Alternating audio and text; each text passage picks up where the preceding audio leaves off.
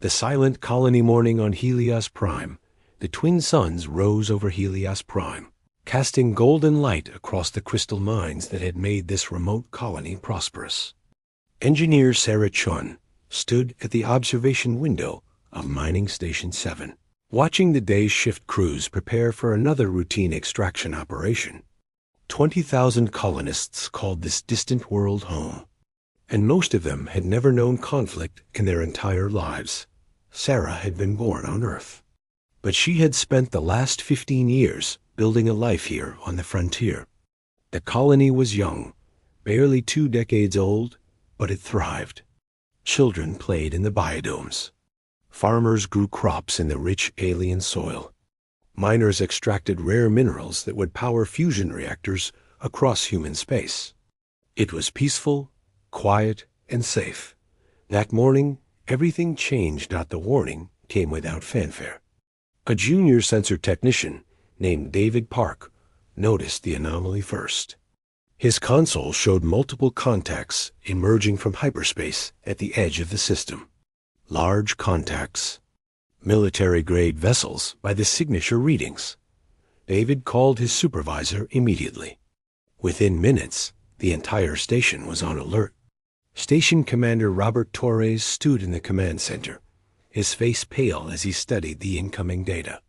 12 warships were approaching at high speed, and they were not responding to any communication attempts. Torres had been a colonial administrator for 30 years. He had dealt with pirates, equipment failures, and natural disasters. But he had never seen anything like this. These ships were massive, covered in angular armor plating, and bristling with weapons that looked designed for planetary bombardment. He opened the emergency channel to all stations across Helios Prime. His voice was steady despite the fear growing in his chest. All personnel, this is Commander Torres. We have unidentified military vessels approaching our system. They are not responding to hails. Evacuate to emergency shelters immediately. This is not a drill. Across the colony, alarms began to sound. Families grabbed their children and ran for the underground bunkers. Workers abandoned their equipment and headed for safety. But there was not enough time. There would never be enough time. The alien fleet opened fire without warning. The Krothax. Arrived the aliens called themselves the Krothax Empire, though the humans of Helios Prime would never learn that name. They were conquerors who had spent centuries expanding their territory by crushing weaker civilizations. They had studied humanity from afar and concluded that these soft creatures would surrender easily once they witnessed Krothax power.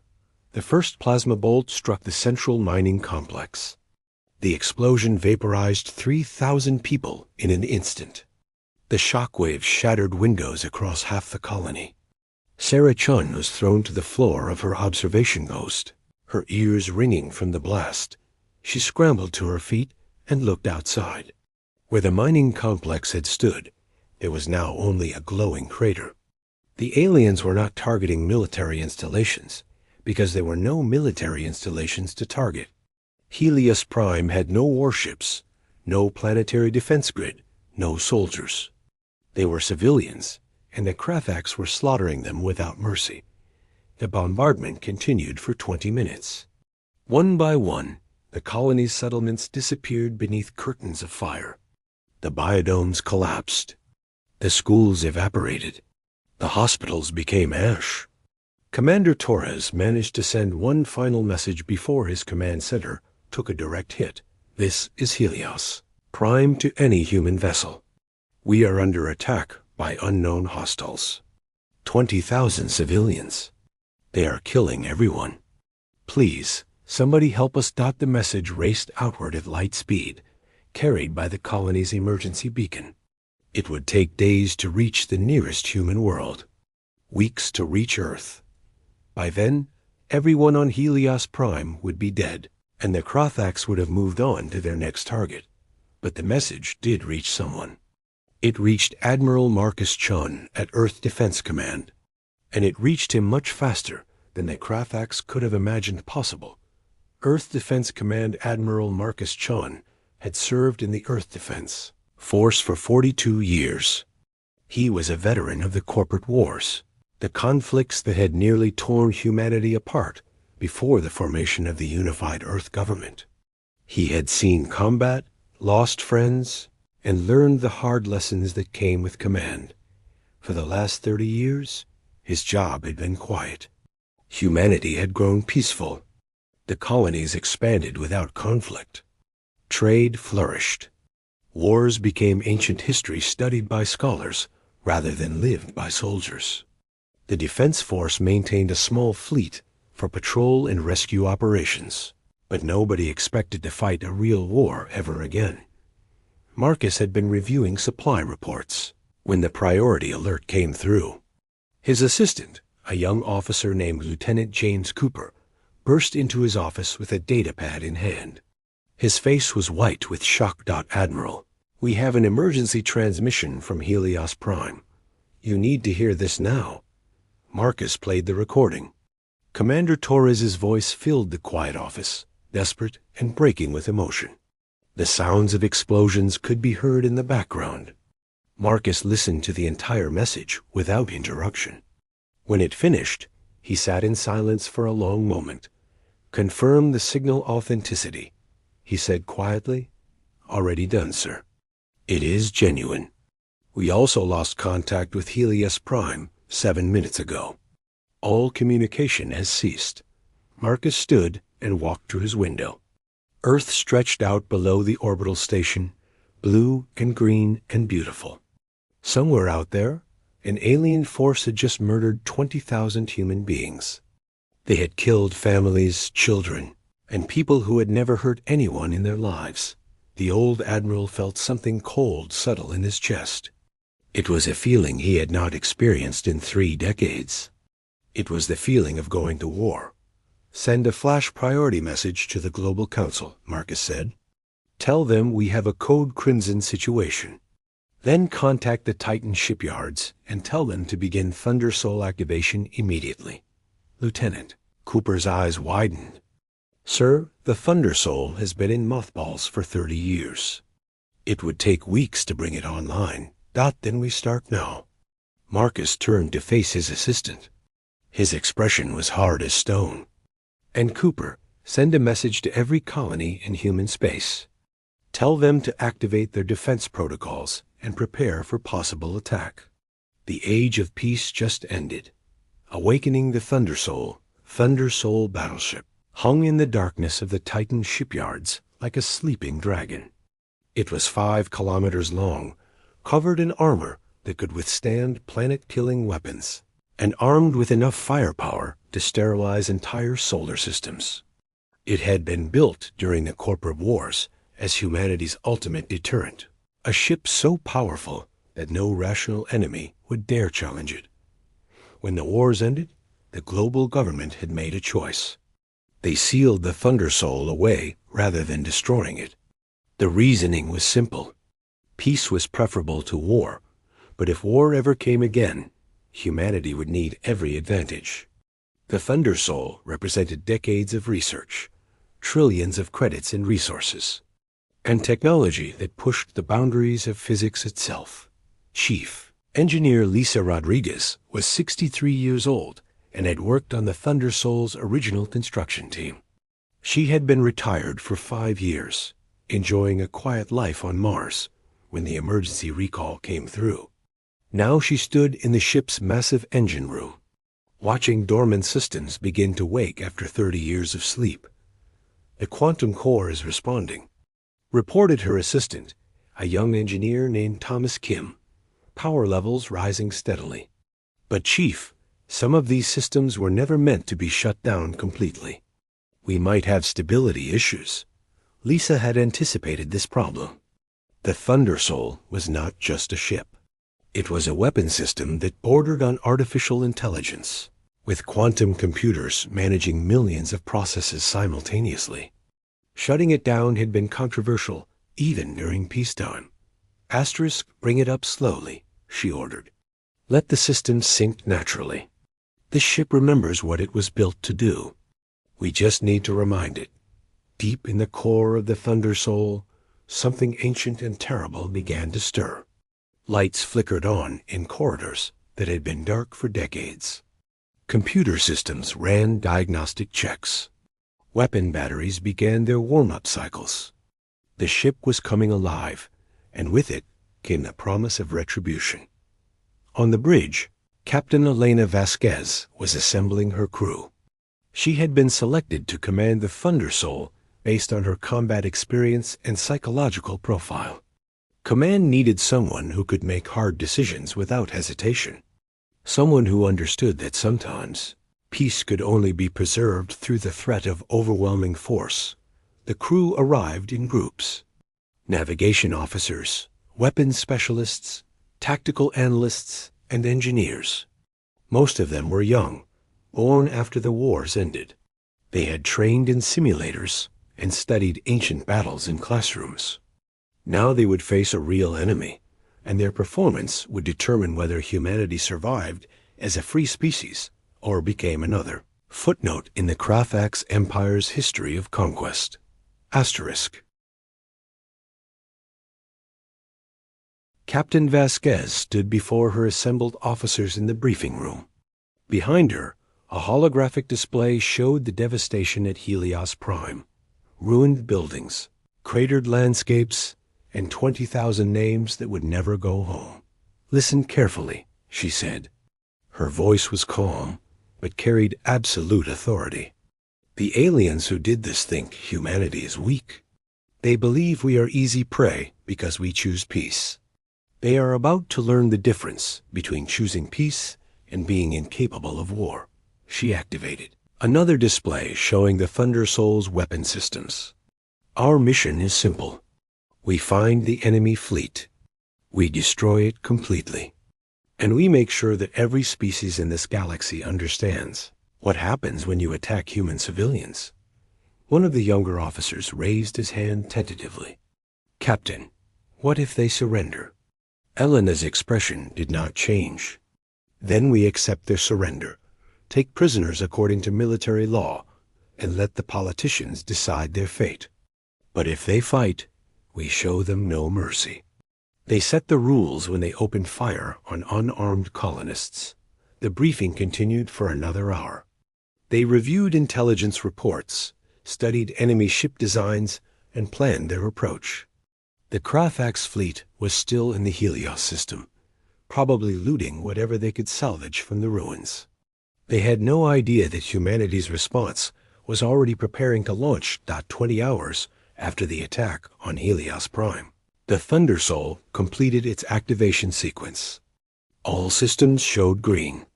Weapons were charged and ready.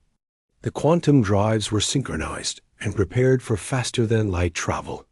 Chief Engineer Rodriguez stood in the engine room and allowed herself a small smile of satisfaction.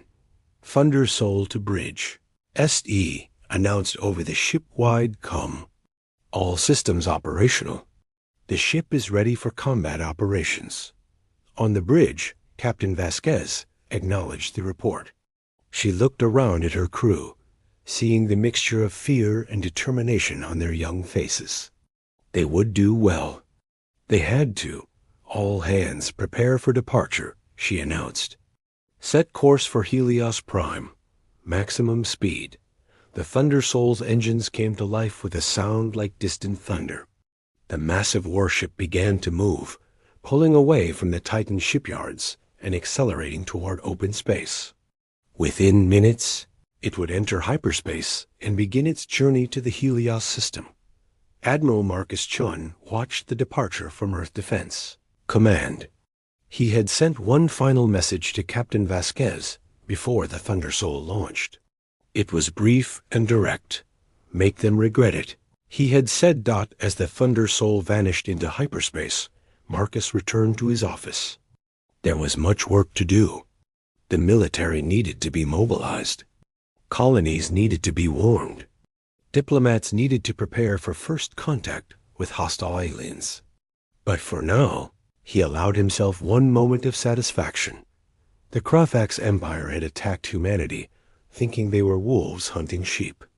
They were about to discover that humanity had spent decades pretending to be sheep while remaining wolves the entire time. The Thunder-Soul was humanity's reminder to the galaxy that peace was always a choice. And that choice could be revoked at any moment. In the cold darkness between stars, the Thunder-Soul raced toward its destination. Inside its armored hull, 2,000 crew members prepared for battle. They checked weapons, reviewed tactics, and steeled themselves for what was coming.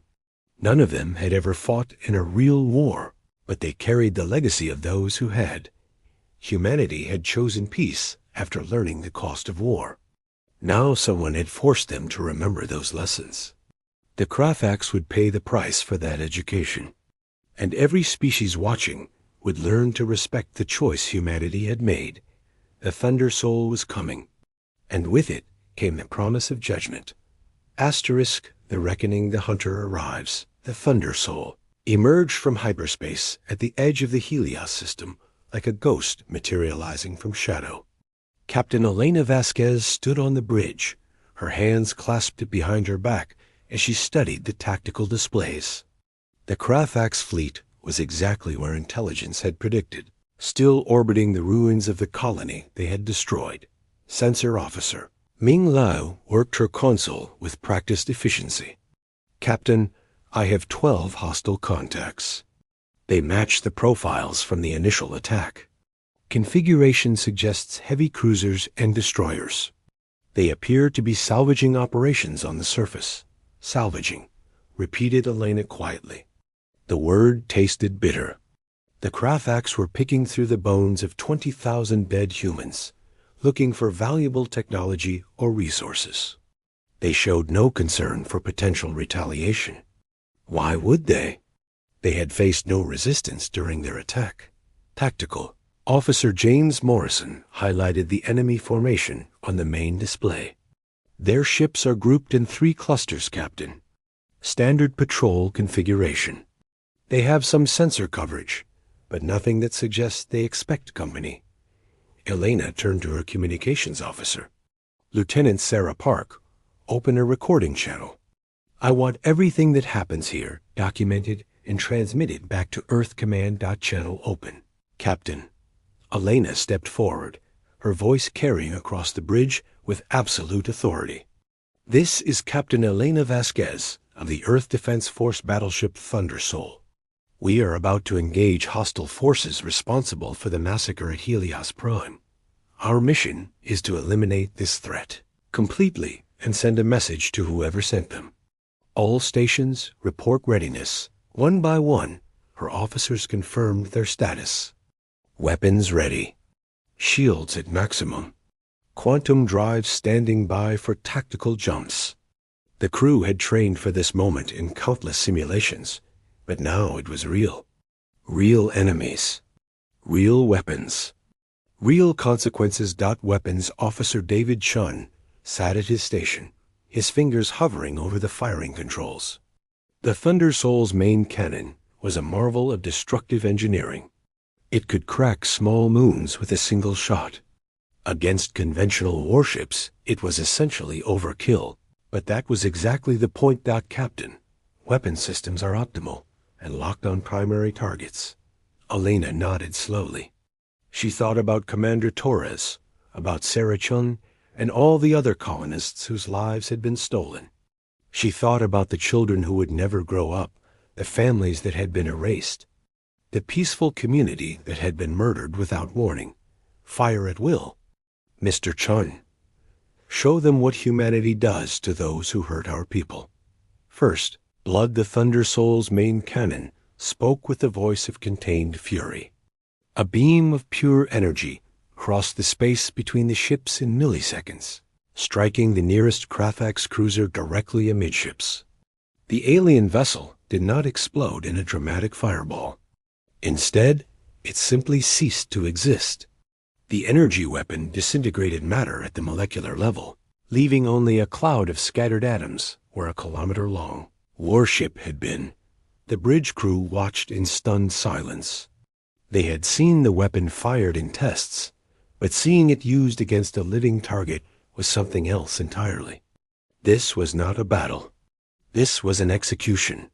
Target destroyed, reported David Chun, his voice slightly shaky. Recharging main cannon.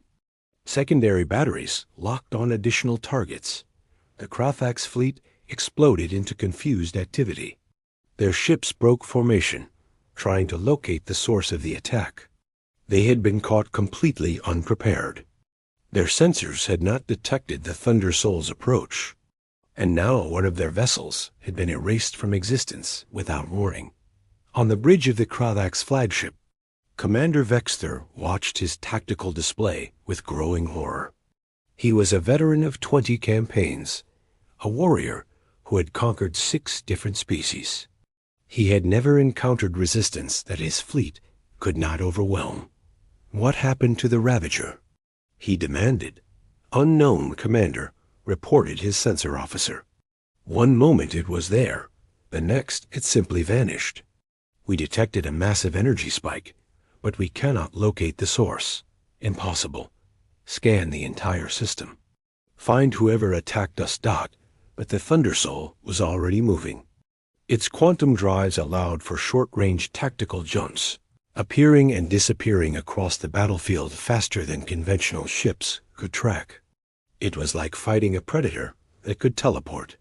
The Thunder-Soul materialized 3,000 kilometers behind the Krafak's formation. Its secondary weapons batteries opened fire simultaneously. Dozens of plasma bolts and kinetic projectiles struck 3 more enemy cruisers. The Krafak ships had heavy armor, but it meant nothing against weapons designed to penetrate planetary defense shields. 2 of the cruisers exploded spectacularly, their power cores breaching under the sustained barrage. The third managed to raise its shields, but the Thunder-Soul's weapons simply punched through them. Within seconds, it too was dead in space. Venting atmosphere and spinning out of control, Commander Vexter felt something he had not experienced in decades. Fear. His fleet was being destroyed by an enemy he could not see or track. His warriors were dying without firing a shot in return. All ships, evasive maneuvers. Full power to sensors. Find that ship. The remaining Krafak's vessels scattered, trying to create distance and locate their attacker. But they were slow, designed for overwhelming stationary targets rather than fighting mobile opponents. The Thunder-Soul was faster, more maneuverable, and infinitely more deadly. Asterisk. The message Captain Vasquez watched the tactical display as her ship systematically dismantled the Krafak's fleet. There was no joy in her expression, no satisfaction in the destruction. This was simply necessary. The aliens had started this conflict by murdering civilians. Humanity was finishing it. Captain, we are receiving a transmission from the enemy flagship, reported Sarah Park. They are attempting to communicate. Put it through. The main screen flickered, showing Commander Vexter's face. He was reptilian in appearance, with scaled skin and vertical pupils. His expression was difficult to read, but his body language suggested desperation. Unknown vessel, cease fire immediately. We did not know this system was defended. We will withdraw and report this encounter to our leadership. There is no need for further conflict. Elena stepped forward, her eyes cold. Commander, I am Captain Elena Vasquez of the Earth Defense Force. You are addressing a human warship, and you are guilty of the murder of 20,000 human civilians on Helios Prime. Exter's pupils contracted. Human? But our intelligence indicated your species was weak, peaceful. You had no military presence in this system. God, we choose peace, Commander. We do not lack the capability for war. You made the mistake of confusing the two. This was a misunderstanding. We will pay reparations. We will negotiate. Please, there is no need for more death. Elena's expression did not change. You opened fire on unarmed colonists without warning. You killed families. You destroyed schools. You murdered children who had never done anything to harm you. Now you ask for mercy? Vexther seemed to shrink back.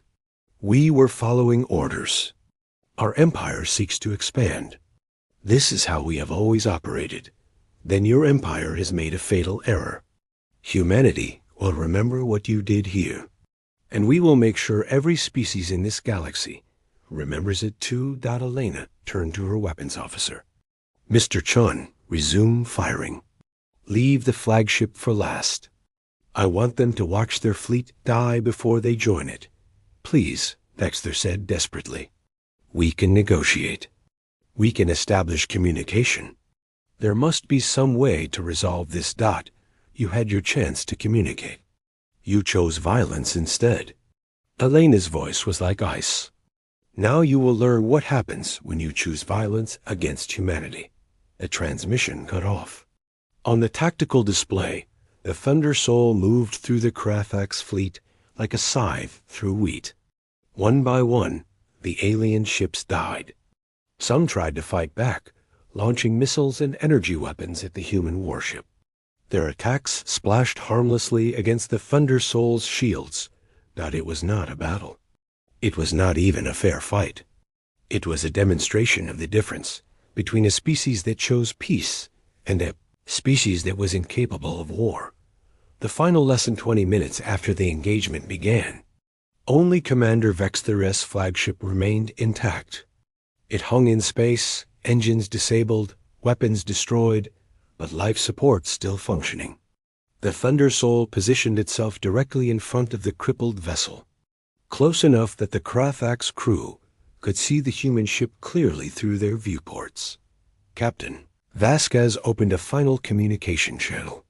She wanted the Krafaks to hear what she had to say, but more importantly, she wanted Earth Command to record it for transmission to every human colony in space. Commander Vexther, your fleet is destroyed. Your invasion has failed. In a moment, your ship will be destroyed as well, and you will die. But before that happens, I want you to understand something. Vexther's face appeared on the screen again. He looked broken, defeated. Please, he said weakly. Some of us might still surrender. Galena shook her head. Humanity spent centuries fighting ourselves. We killed each other over resources, territory, and ideology. We built weapons that could destroy planets. We learned every terrible lesson about war that a species could learn. Then we made a choice. We chose to stop fighting. We chose peace. But peace is not weakness, Commander. Peace is not surrender. Peace is a choice that requires strength to maintain. We stayed peaceful because we remembered what war cost us. We stayed peaceful because we understood how terrible we could be when we chose violence. She paused, letting her words sink in.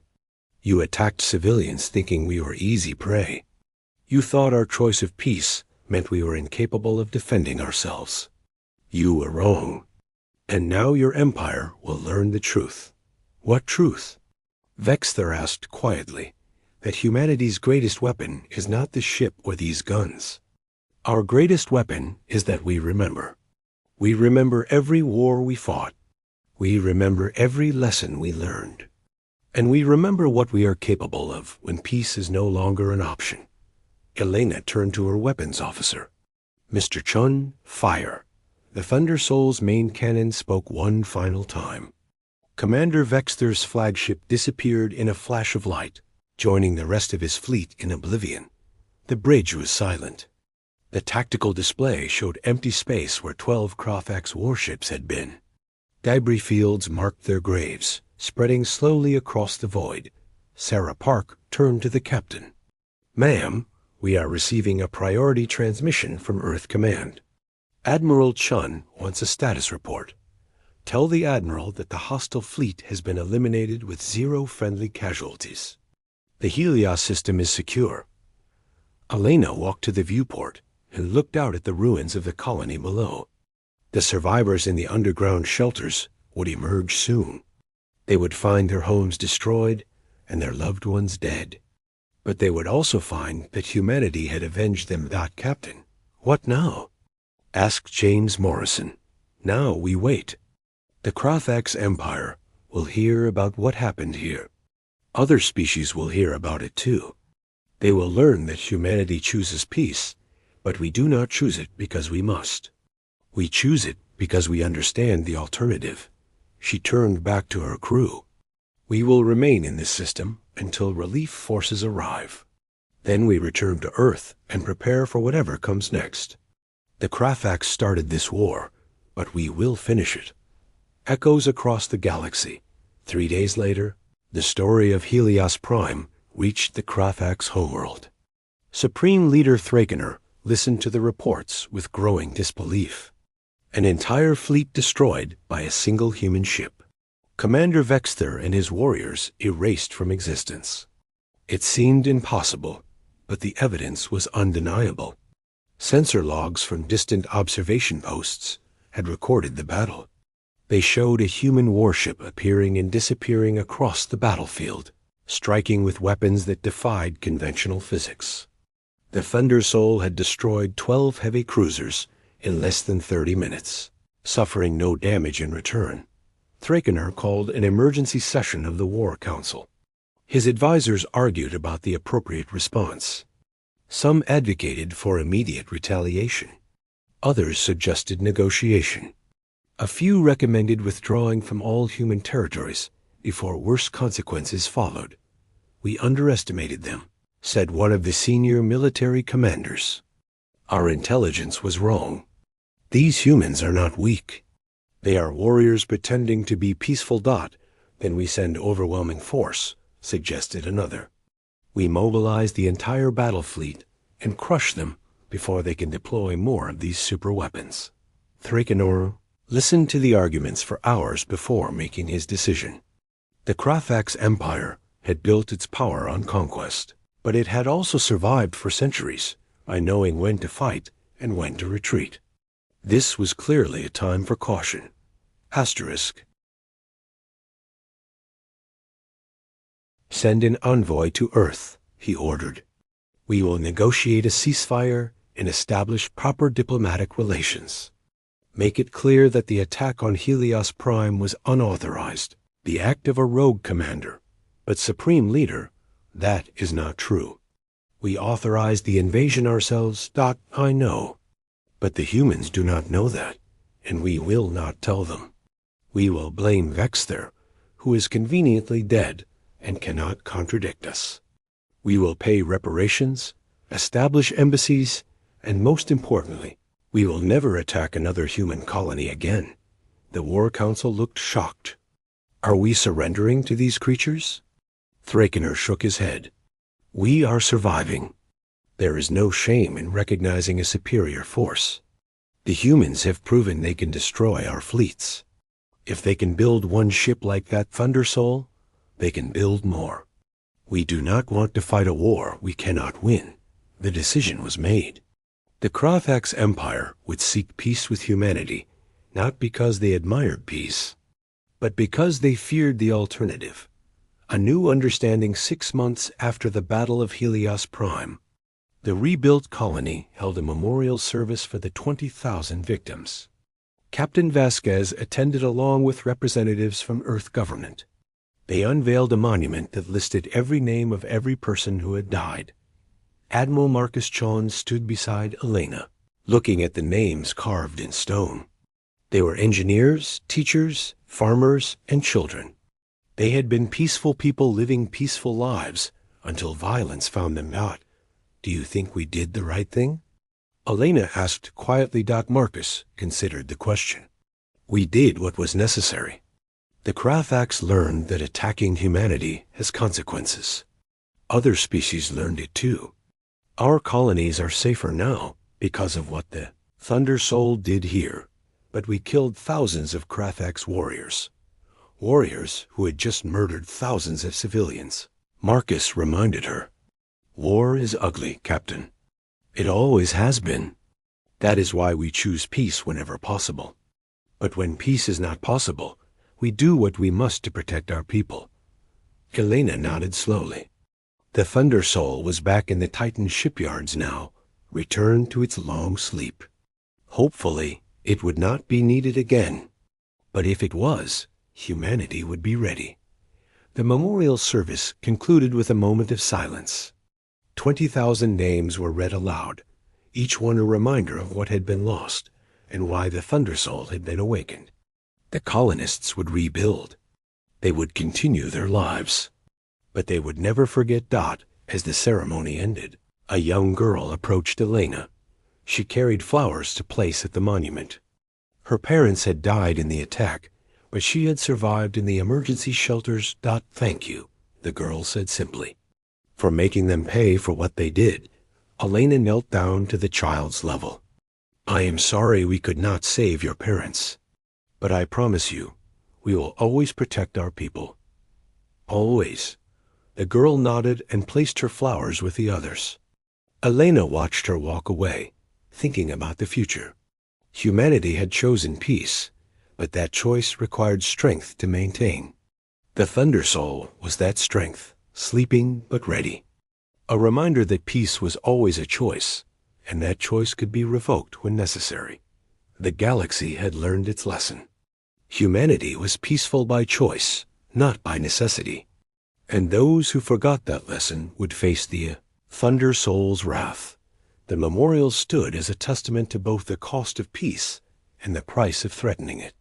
20,000 names carved in stone, and one unspoken promise that echoed across the stars.